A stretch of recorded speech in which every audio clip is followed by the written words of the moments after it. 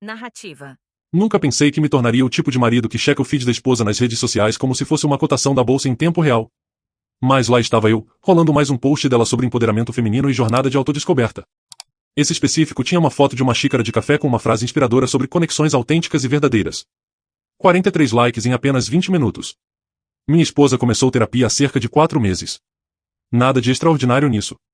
Muitas pessoas fazem terapia, é saudável.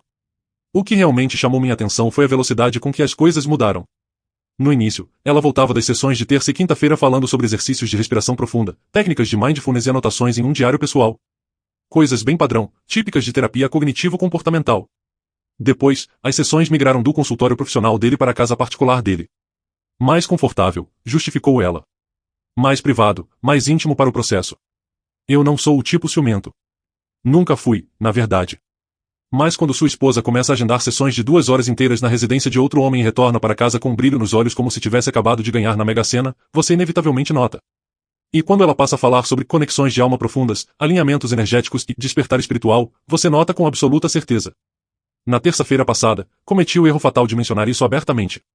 Estávamos na cozinha, ela se arrumando para mais uma sessão. Mantive o tom o mais casual possível. Apenas perguntei se talvez ela considerasse consultar outro profissional, ou pelo menos voltar às consultas no consultório tradicional, com ambiente clínico. Ela parou no meio do passo, virou-se lentamente e me encarou como se eu tivesse sugerido que ela abandonasse o oxigênio para sempre. Você tá falando sério agora? Vai mesmo fazer esse tipo de cena? Tentei me explicar com calma. Não estava confortável com o arranjo atual. As sessões acontecendo na casa dele. A frequência aumentando semana a semana. O jeito que ela falava desse cara como se ele fosse um guru iluminado, um guia espiritual, em vez de um terapeuta licenciado com formação acadêmica. Ela me interrompeu no meio da frase. Isso é exatamente o que o Dr. Whitman me alertou que aconteceria. O controle possessivo. A insegurança tóxica. Isso é comportamento patriarcal clássico, puro e simples. Dr. Whitman. Ela pronunciava o nome dele com o mesmo tom reverente que as pessoas usam ao falar de celebridades ou ídolos. 3 meses atrás, eu nem sabia que terapeutas tinham nomes próprios que os pacientes usavam com tanta familiaridade. Naquela mesma noite, ela publicou nas redes sociais. Eu estava deitado na cama quando meu celular começou a acender com notificações incessantes. Pessoas me marcando nos comentários. O post dizia: empatriarcado significa homens achando que te possuem como propriedade. Significa ser questionada por manter relações profissionais saudáveis e terapêuticas só porque seu parceiro não suporta ver você crescendo, evoluindo e se tornando uma versão mais forte de si mesma. Eu recuso me encolher mais para caber nas caixas que os outros querem me colocar. 200 likes em poucas horas. 57 comentários. A maioria das amigas dela concordando fervorosamente, me rotulando de controlador e opressor sem mencionar meu nome diretamente. Alguns poucos de conhecidos em comum, perguntando discretamente se tudo estava bem em casa. Fiquei ali no escuro do quarto, rolando os comentários um a um. Minha esposa estava no banheiro, provavelmente atualizando a página a cada 30 segundos para ver o apoio moral rolando em tempo real. Algo clicou dentro da minha cabeça. Não foi raiva pura, exatamente. Foi mais uma clareza cristalina, um momento de epifania. Ela queria ter essa conversa de forma pública? Queria me pintar como vilão da história enquanto mantinha sessões privadas e intensas com o Dr. Whitman na casa dele? Beleza, então. Mas nós íamos jogar esse jogo com regras completamente diferentes das que ela imaginava. Eu não respondi ao post, não entrei em discussão nos comentários, não me defendi publicamente de forma alguma. Quando ela voltou para a cama, eu já estava virado de costas para a parede, olhos fechados, fingindo sono profundo. Ela provavelmente achou que eu estava emburrado, magoado, ruminando. Não estava. Estava pensando, planejando, calculando. Na manhã seguinte, eu já sabia exatamente o que precisava fazer. Enquanto ela ainda dormia profundamente, me vesti em silêncio absoluto e saí de casa sem barulho. Tinha várias ligações importantes para fazer, pesquisas detalhadas para conduzir, planos meticulosos para colocar em movimento imediato. O segredo de jogar xadrez de alto nível é que você nunca anuncia seus lances com antecedência. Você simplesmente os executa. E se o seu oponente está ocupado demais celebrando o que acha que foi uma jogada genial para perceber o que você está armando nas sombras, bom, esse é o erro fatal dele. Ela tinha a sessão de quinta-feira agendada, na casa do Dr. Whitman, como de costume. 2 horas inteiras bloqueadas na agenda compartilhada dela, que ela começou a me mostrar semanas atrás como prova de transparência total. Achei esse detalhe particularmente útil e conveniente. Passei toda a manhã de quarta-feira em um escritório modesto no centro da cidade, sentado na frente de um advogado com 30 anos de experiência em direito de família. Passei a tarde inteira fazendo ligações estratégicas, enviando e-mails críticos, coletando documentação específica e irrefutável. Ao cair da noite, tudo estava perfeitamente alinhado e pronto. Na manhã de quinta-feira, ela me deu um beijo rápido de despedida antes de sair, mencionou que a sessão poderia correr um pouquinho mais longa hoje. Assenti calmamente, disse para ela tomar o tempo que precisasse, sem pressa. Ela sorriu, visivelmente aliviada por eu não estar criando caso ou resistência. Esperei o carro dela desaparecer na esquina da rua. Então fiz a primeira ligação crucial. Em seguida, a segunda. Ao meio-dia, as engrenagens já estavam girando a todo vapor. À noite, quando ela cruzasse aquela porta pela última vez como minha esposa, o mundo inteiro dela estaria prestes a sofrer uma reviravolta sísmica. Mas ela ainda não tinha a menor ideia. Provavelmente estava sentada na sala aconchegante da casa do Dr. Whitman naquele exato momento, discorrendo sobre limites saudáveis, crescimento pessoal acelerado e vida autêntica sem amarras. Enquanto isso, eu estava em casa, calmo como a superfície de um lago sem vento, observando o relógio com paciência absoluta.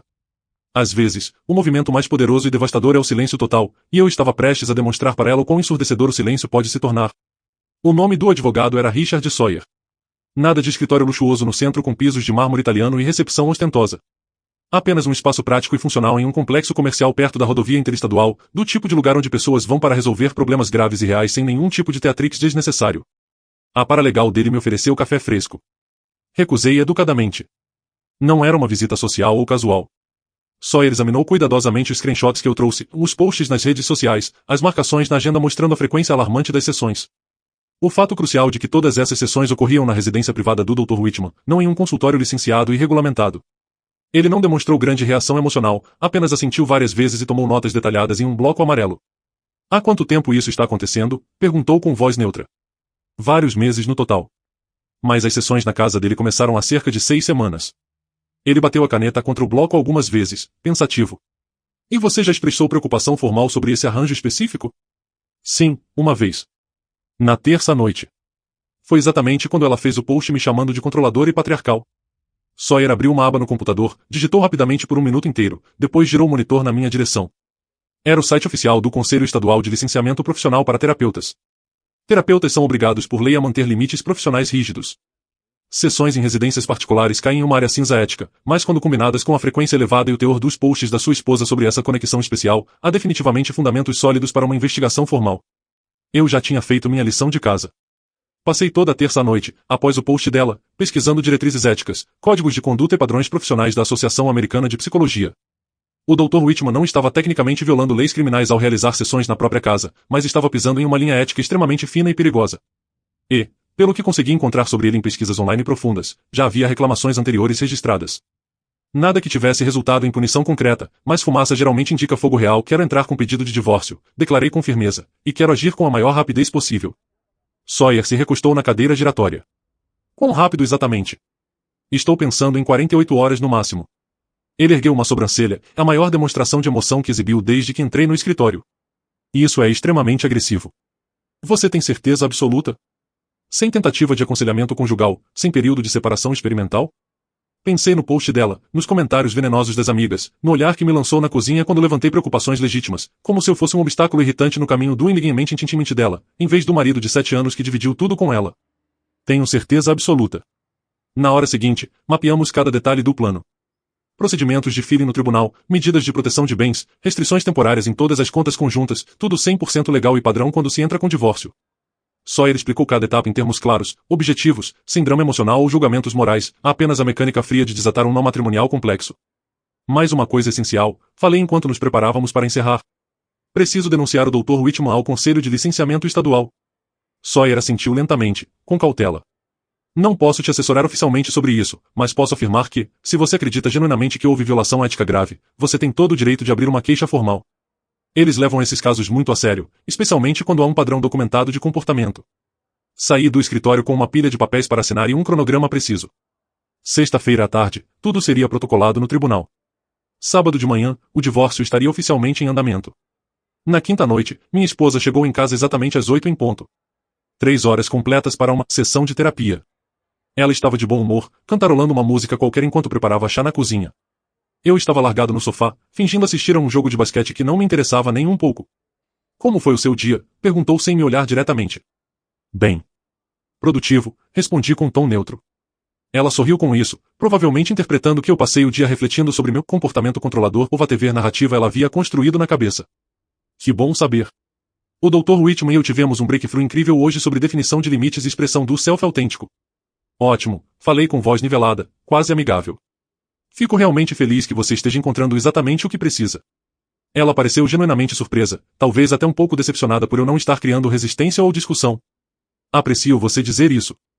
Sei que esse processo todo tem sido duro para você. Duro. Como se eu estivesse lutando contra o crescimento pessoal dela, em vez de assistir ao meu casamento de 7 anos se dissolver em algo irreconhecível. Mas apenas assenti e voltei minha atenção para a TV. Ela subiu as escadas. Ouvi o chuveiro ligar, depois o secador de cabelo. Rotina noturna completamente normal. Ela não tinha a menor noção de que, em menos de 24 horas, o conceito de normal seria apenas uma memória distante. Na sexta-feira de manhã, acordei bem cedo, antes do sol nascer. Ela ainda dormia profundamente, o celular carregando na mesinha de cabeceira. Me vesti em silêncio total, peguei minha pasta com o laptop e a pasta de documentos que preparei meticulosamente. Saí de casa às 6h30 em ponto. Às 9h, já estava de volta ao escritório do Sawyer, assinando cada página dos formulários. Às 10h, todos os papéis estavam protocolados no tribunal local. Às 11h, no banco, ativando todas as proteções financeiras temporárias. Ao meio-dia, fiz a ligação decisiva para o Conselho Estadual de Licenciamento. Mantive o tom 100% factual e profissional. Expus a linha do tempo completa, a frequência das sessões, os problemas claros de limite ético. Anexei todos os screenshots, calendários e documentação relevante. Deixei os fatos falarem por si só. Às 13h, reunião marcada com a empresa de mudanças que contratei com antecedência. Eles chegariam no sábado de manhã, exatamente enquanto ela estaria em mais uma sessão. Sim, o Dr. Whitman aparentemente aceitava atendimentos de fim de semana agora. Que conveniência extraordinária. Às 15h, estacionei o carro do lado de fora do depósito de autoarmazenamento, onde a maior parte das minhas coisas ficaria temporariamente. Já tinha mapeado cada próximo passo em onde ficaria, o que levaria imediatamente, como reorganizar a vida. Tudo planejado nos mínimos detalhes. Meu celular vibrou. Mensagem dela, no supermercado. Precisa de alguma coisa? Respondi rapidamente. Não, obrigado. Estou bem. E estava, de verdade. Melhor do que em muitos meses. Há algo profundamente esclarecedor na ação decisiva. Em saber exatamente o que você está fazendo e por que está fazendo. Na manhã seguinte, enquanto ela estaria descobrindo o selfie autêntico com o Dr. Whitman, eu estaria carregando caixas para o caminhão. Quando ela voltasse para casa, eu já teria desaparecido completamente. A casa estaria vazia de mim. As contas conjuntas congeladas. E o Dr. Whitman receberia uma carta oficial notificando o início da investigação sobre sua conduta profissional. Ela achava que meu silêncio significava aceitação passiva. Estava prestes a aprender a diferença crucial entre silêncio e estratégia cirúrgica. Sábado de manhã chegou como qualquer outro fim de semana comum. Ela saiu às 9h em ponto para a sessão com o Dr. Whitman. Me deu um beijo rápido na bochecha na saída. Disse que voltaria por volta do meio-dia. Observei o carro dela sair da garagem e desaparecer na rua. Esperei exatamente 5 minutos. Então fiz a ligação. O caminhão de mudanças chegou às 9h30 sharp. 3 caras fortes, eficientes e 100% profissionais. Eu já tinha empacotado a maior parte das minhas coisas ao longo da semana, enquanto ela estava fora em sessões ou compromissos. Roupas completas, livros, eletrônicos, itens pessoais de valor sentimental. Tudo o que realmente importava para mim estava pronto em caixas etiquetadas. Quarto principal. Deixem tudo que está do lado esquerdo do armário, instruiu o líder da equipe. Banheiro. Apenas os itens que marquei com fita vermelha. Sala de estar. Nada do centro de entretenimento ou das prateleiras dela. Eles trabalharam com velocidade impressionante. Caixa após caixa saindo porta afora. Minha mesa de trabalho do quarto de hóspedes. Todo o setup de games e computador. A poltrona antiga do meu avô que ficava na sala de estar. Todas as fotos da minha família nas paredes. Eu não levei absolutamente nada que fosse dela ou que tivéssemos comprado juntos durante o casamento. Apenas o que era meu antes da união e o que adquiri separadamente depois. Às 11h, o caminhão estava completamente carregado. A casa parecia estranhamente surreal, como se alguém tivesse removido cirurgicamente todo e qualquer traço da minha existência enquanto deixava o resto perfeitamente intacto. Os móveis dela. As decorações que ela escolheu. A vida que ela construiu, ainda perfeitamente no lugar. Apenas mais vazia, mais oca agora. Fiz uma última caminhada lenta pela casa. A mesa da cozinha, onde costumávamos tomar café da manhã juntos antes que as sessões de quinta-feira se tornassem prioridade absoluta. O sofá onde assistíamos filmes abraçados, nos tempos em que ela ainda sentava do meu lado em vez de rolar comentários infinitos nos posts de crescimento pessoal. O quarto onde passei os últimos 2 meses dormindo ao lado de uma estranha completa. Na mesa da cozinha, deixei um único envelope pardo. Dentro, cópias completas do pedido de divórcio, o número oficial do processo no tribunal, e todas as informações de contato do escritório do Sawyer. Sem bilhete emocional. Sem explicação longa. Os documentos falavam tudo o que precisava ser dito. Tranquei a porta da frente pela última vez e entreguei minha cópia da chave ao líder da equipe. Depósito na Westbrook Avenue. Te encontro lá em 20 minutos. O depósito era climatizado, tamanho médio, perfeito para o volume. Tudo coube com bastante espaço sobrando. Eu já tinha alugado um apartamento mobiliado de curto prazo do outro lado da cidade. Nada luxuoso, apenas funcional e prático. Um lugar para reagrupar enquanto o processo legal seguia seu curso natural. Ao meio-dia, eu estava no meu novo espaço temporário, desembalando apenas o essencial para os primeiros dias. Meu celular permaneceu em silêncio absoluto. Ela provavelmente ainda estava na casa do Dr. Whitman, discorrendo sobre consciência elevada, cura emocional profunda e ver outros conceitos pseudoprofissionais. Eles convenciam a si mesmos que eram terapia legítima. Meu celular finalmente vibrou às 12h45. O nome dela na tela. Deixei cair direto na caixa postal. Outra ligação imediatamente depois. Outra caixa postal. Então as mensagens de texto começaram a chegar em rajadas. Cadê você? O que tá acontecendo? Por que a casa tá desse jeito? Me liga agora. Coloquei o celular virado de boca para baixo na bancada da cozinha e preparei um almoço simples. Sanduíche de peru com queijo, batata frita, água gelada. Comi devagar, com calma absoluta. O celular continuava vibrando contra o granito. Ignorei completamente. Às 2 da tarde, meu advogado ligou. Acabei de receber um voicemail extremamente irritado da parte contrária. Pelo visto, ela encontrou os papéis. Parece que sim. Ela está ameaçando contestar absolutamente tudo. Diz que você abandonou a residência conjugal de forma unilateral. Que isso é tudo um mal-entendido gigante. Que precisa falar com você urgentemente. O tom do Sawyer era seco e profissional como sempre. Eu informei que toda e qualquer comunicação agora passa exclusivamente por mim. Ela não recebeu isso muito bem. Imaginava que não. Também, o conselho de licenciamento me contatou para confirmar alguns detalhes da sua queixa. Eles estão agindo bem mais rápido do que o esperado. Aparentemente, o Dr. Whitman já teve 3 outras reclamações formais nos últimos 18 meses. A sua foi o estupim que faltava.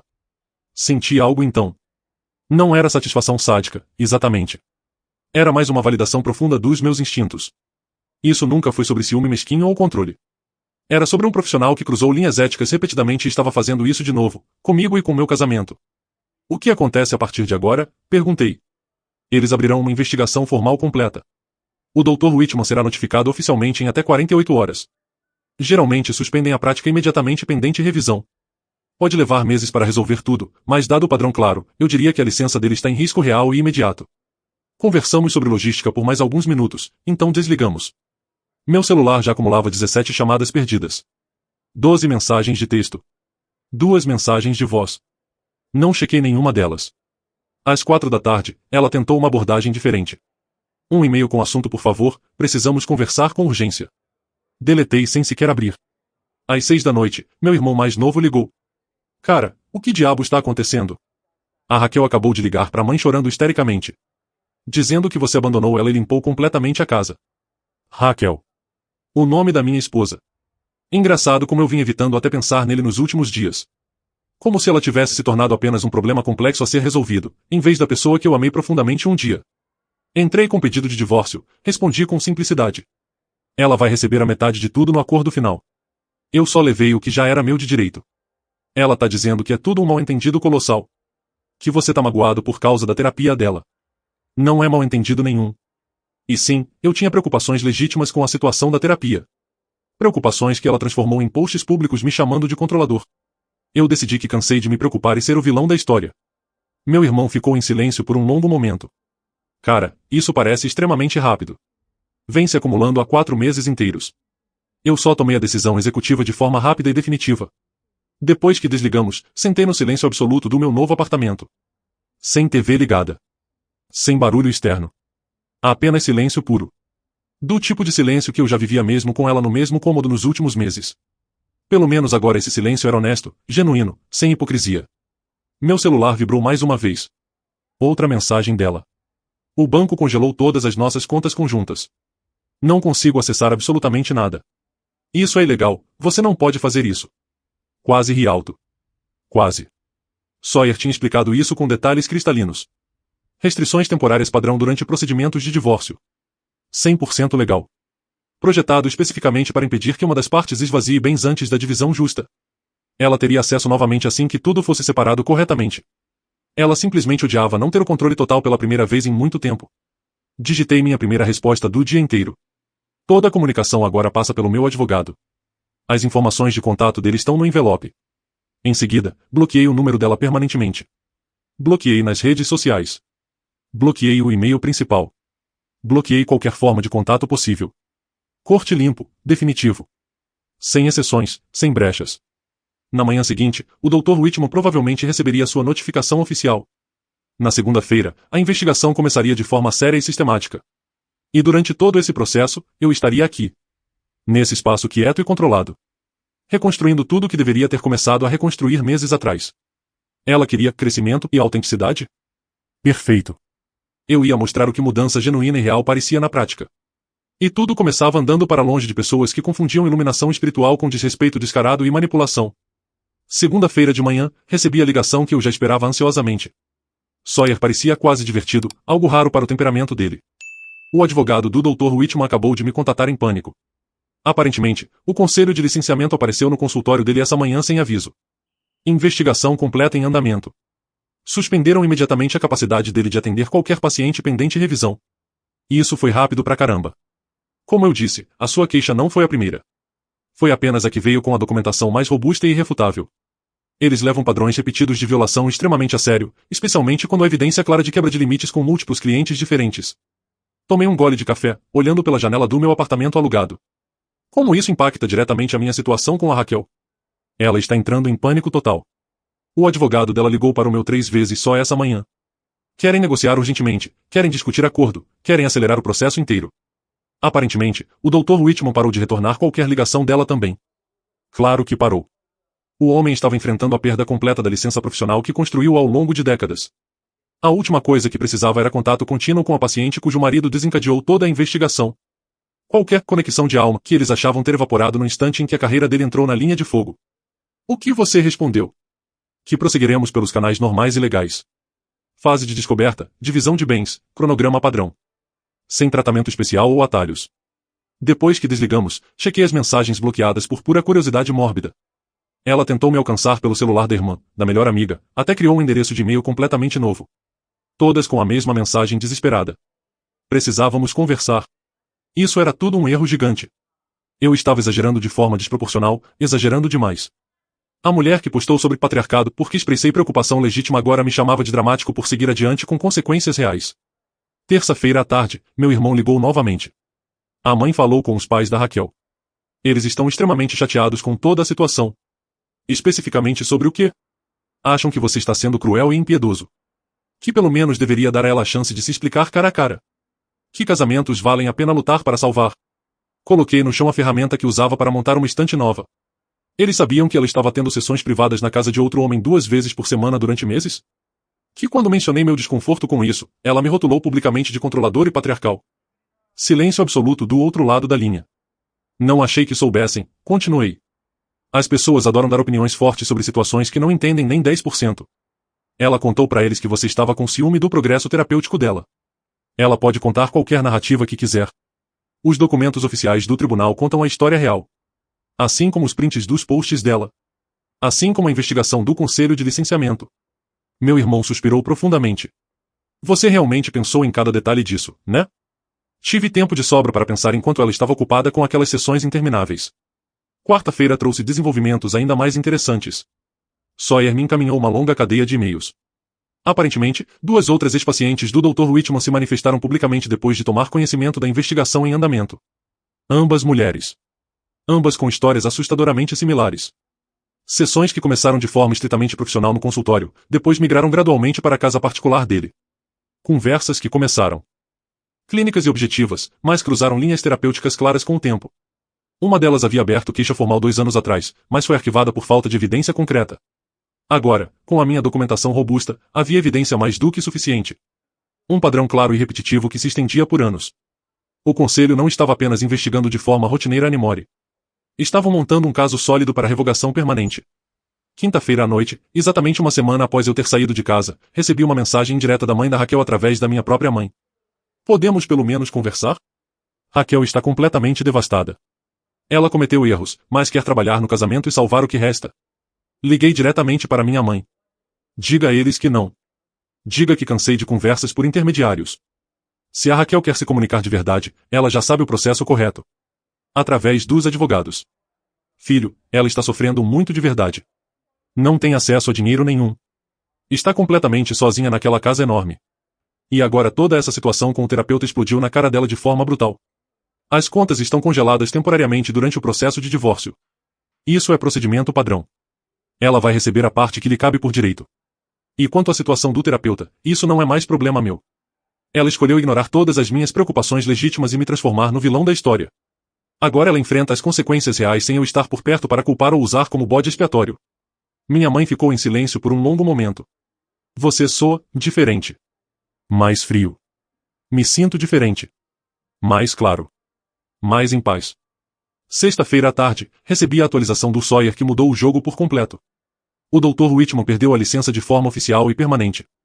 A suspensão emergencial foi convertida em revogação total. O Conselho encontrou evidência suficiente de um padrão sistemático de violações éticas graves.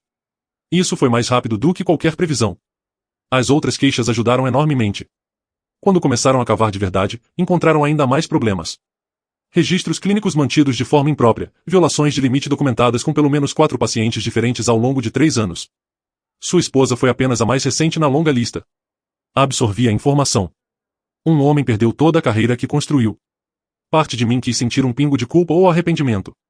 Mas então lembrei das diretrizes éticas que ele jurou seguir à risca. Da confiança sagrada que violou repetidamente. Dos casamentos que provavelmente danificou ou destruiu antes do meu. E a Raquel? Ela já sabe? Sabe. O advogado dela informou essa manhã. Aparentemente, ela tentou contatar o Dr. Whitman ontem e descobriu que o consultório estava fechado permanentemente. Ela não está lidando nada bem com a notícia. Naquela noite, sentei no meu apartamento alugado e refleti sobre a última semana inteira. 7 dias atrás, eu estava deitado ao lado de alguém que genuinamente acreditava que eu era o problema central. Alguém que se convenceu de que minhas preocupações eram sobre controle possessivo em vez de preocupação legítima com limites sendo cruzados. Alguém que escolheu humilhação pública em redes sociais em vez de uma conversa honesta e privada. Agora ela estava completamente sozinha naquela casa, provavelmente rolando posts antigos sobre empoderamento e autenticidade, tentando entender como tudo desmoronou tão rápido e de forma tão completa. O Dr. Whitman estava acabado. Carreira destruída. Credibilidade reduzida a zero. E eu estava aqui, nesse espaço quieto e controlado, sentindo uma paz que não experimentava há meses. Meu celular vibrou mais uma vez. Mensagem de número completamente desconhecido. Por favor. Eu sei que errei feio. Podemos só conversar por 5 minutos? Olhei para a mensagem por um longo momento. Pensei no que 5 minutos de conversa realmente conseguiriam. Ela pediria desculpas, provavelmente. Diria que estava confusa, manipulada pelo Dr. Whitman. Que queria consertar tudo. Mas ela teve meses inteiros para ter essa conversa madura. Escolheu posts nas redes e sessões intermináveis em vez disso. Escolheu humilhação pública em vez de diálogo privado.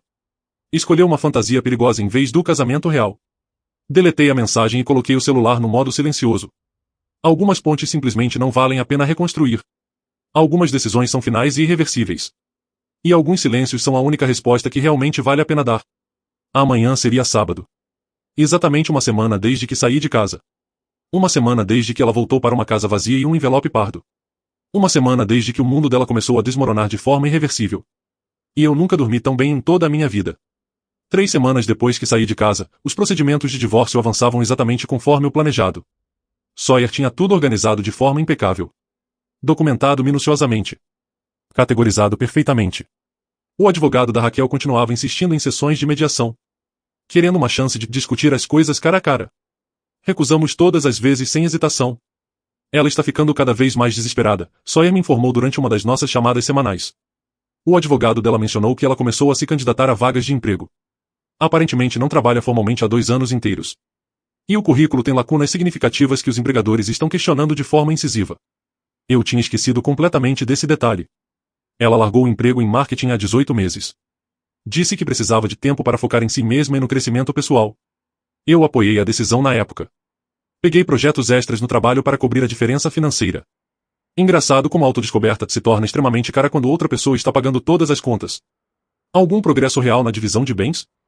Ela quer ficar com a casa a todo custo. O advogado dela está argumentando que, como você saiu voluntariamente da residência, ela deveria reter a posse principal. Quase ri alto. Eu saí porque entrei com divórcio. A casa é propriedade conjunta. Ela pode comprar minha metade se quiser tanto assim. Foi exatamente o que eu respondi. Eles não gostaram nada da resposta. Na semana seguinte, algo curioso aconteceu. Encontrei uma das amigas da Raquel na academia local. Brittany, se não me engano o nome. Ela tinha sido uma das comentadoras mais entusiásticas e venenosas naquele post sobre patriarcado. Me viu na esteira, hesitou por um momento, depois se aproximou. Podemos conversar rapidinho? Limpei o suor e parei a máquina. Claro. Olha, eu sei que as coisas estão uma bagunça completa agora. Mas a Raquel está sofrendo de verdade. Ela cometeu erros graves, sim. Mas ela está doendo muito. Ok. Brittany pareceu completamente desconcertada com minha resposta neutra e curta. Só, ok. Era isso que você queria ouvir? O que exatamente você quer que eu diga? Que vou voltar correndo. Que vamos consertar tudo magicamente. Peguei minha garrafa d'água. Ela teve meses inteiros para conversar comigo de forma honesta. Escolheu fazer posts nas redes sociais em vez disso. Agora ela sofre no tempo dela, sozinha. Isso soa extremamente frio. Não. Frio seria fazer o que ela fez. Transformar o marido em vilão público porque ele teve preocupações legítimas sobre limites sendo cruzados. Eu apenas estou seguindo adiante com as consequências que ela mesma colocou em movimento. Brittany abriu a boca para responder, depois fechou sem dizer nada. Eu já vi a Raquel fazer esse mesmo gesto uma centena de vezes. Engraçado como pessoas que falam tanto sobre limites saudáveis odeiam quando alguém realmente os impõe com firmeza. Pelo que vale a pena, acrescentei enquanto guardava a toalha, talvez você queira checar como ela está com mais frequência. Porque eu definitivamente não vou mais fazer isso. Deixei ela parada ali e terminei meu treino em paz absoluta. Na quinta semana, a investigação contra o Dr. Whitman começou a se tornar semipública. Nada oficialmente liberado para a imprensa ainda. Mais notícias correm rápido em círculos profissionais fechados. Aparentemente, ele tinha uma reputação duvidosa há anos. Colegas de profissão suspeitavam. Clientes antigos sussurravam histórias. Mas nada nunca colava de verdade até que o padrão se tornou inegável e documentado. O nome da Raquel nunca foi mencionado publicamente, o que eu apreciei de coração. Independentemente de tudo, eu não queria ela arrastada por essa lama adicional. O divórcio já era punição suficiente. Sawyer me ligou numa sexta-feira à tarde com notícia bombástica. Eles estão prontos para fechar acordo final. Ela aceita um pagamento em dinheiro em vez de brigar pela casa. Quer resolver isso o mais rápido possível. O que mudou de repente? Entre nós? Acho que a realidade finalmente bateu com força. Ela não pode pagar a casa sozinha. Não consegue aprovação para a hipoteca que cubra sua parte. E quanto mais isso se arrasta, mais caro fica em honorários advocatícios. Além disso, suspeito fortemente que ela quer tudo encerrado antes que mais detalhes sujos sobre o Dr. Whitman venham à tona publicamente. Qual é a oferta exata? Ele detalhou os números com precisão. Divisão justa e equilibrada de todos os bens. Corte limpo e definitivo. Sem emaranhados ou obrigações contínuas. Eu fico com a casa. Ela leva sua parte em ativos líquidos. Separação total em no máximo 60 dias. Aceite, falei sem hesitar. Tem certeza absoluta? Poderíamos negociar para tirar mais dela. Não quero mais nada. Quero apenas que isso acabe de uma vez. A papelada final foi concluída 2 semanas depois. 7 semanas do início ao fim. Não o divórcio mais rápido da história registrada, mas certamente mais rápido que a média esmagadora. Quando ambas as partes querem sair de verdade, as coisas fluem com velocidade impressionante. No dia da assinatura dos documentos finais, eu não vi a Raquel pessoalmente. Tudo foi manejado remotamente através dos advogados. A assinatura digital. Processamento eficiente. Clínico. Impessoal. Exatamente como precisava ser para funcionar. Naquela noite, sentei na casa que agora era inteiramente minha. Nossa casa outrora. Minha casa agora. Apenas minha. Preciso mudar algumas coisas visíveis. Fazer o espaço parecer diferente, renovado. Mas por enquanto, era suficiente saber que esse capítulo estava oficialmente fechado, selado, finalizado. Meu celular vibrou. Mensagem da minha mãe. Os pais da Raquel nos contaram que ela está se mudando para Portland. Um recomeço do zero, aparentemente. Portland. Do outro lado do país inteiro. Bom. Distância geográfica tornaria a finalidade ainda mais clara para ambos os lados. Não respondi à mensagem da minha mãe. Apenas coloquei o celular de lado e olhei ao redor da sala de estar. Os espaços vazios onde minhas coisas estavam agora preenchidos com móveis novos. Arranjo completamente diferente. Passei o último mês lentamente reclamando cada centímetro do espaço, tornando-o meu novamente. O depósito estava vazio. O aluguel temporário devolvido. Eu estava de volta para casa. Mas era uma casa transformada agora. Melhor em todos os sentidos. 2 meses após deixar aquele envelope pardo na mesa da cozinha, eu estava solteiro, estabilizado, e dormindo a noite inteira sem acordar no meio da madrugada me perguntando qual post ela faria em seguida ou qual limite ela cruzaria amanhã. Ouvi através de amigos em comum que o Dr. Whitman agora trabalhava em algum centro de bem-estar no Colorado. Não mais como terapeuta licenciado. Isso ele não podia mais. Mas como coach de vida ou conselheiro espiritual ou whatever título alternativo as pessoas usam quando perdem a licença oficial para sempre. Aparentemente, alguns nunca aprendem a lição de verdade. E a Raquel? Pelo último que soube, conseguiu um emprego em Portland. Algo em gerenciamento de mídias sociais, ironicamente. Talvez finalmente tenha encontrado uma saída autêntica para todo aquele vício em postar. Eu não a sigo em nenhuma rede. Não verifico atualizações. Não me importo mais. Ela é apenas um capítulo fechado na minha história pessoal agora, não meu presente ou futuro. E era exatamente assim que as coisas deveriam ser. O silêncio que comecei naquela quinta-feira de manhã 7 semanas atrás tornou-se permanente. E descobri que silêncio não era apenas uma estratégia tática. Era paz genuína. 6 meses depois, eu estava sentado em um bar no centro da cidade com alguns colegas de trabalho após o expediente. Acabamos de fechar um projeto corporativo gigantesco, e o time inteiro comemorava a vitória. Pessoas boas.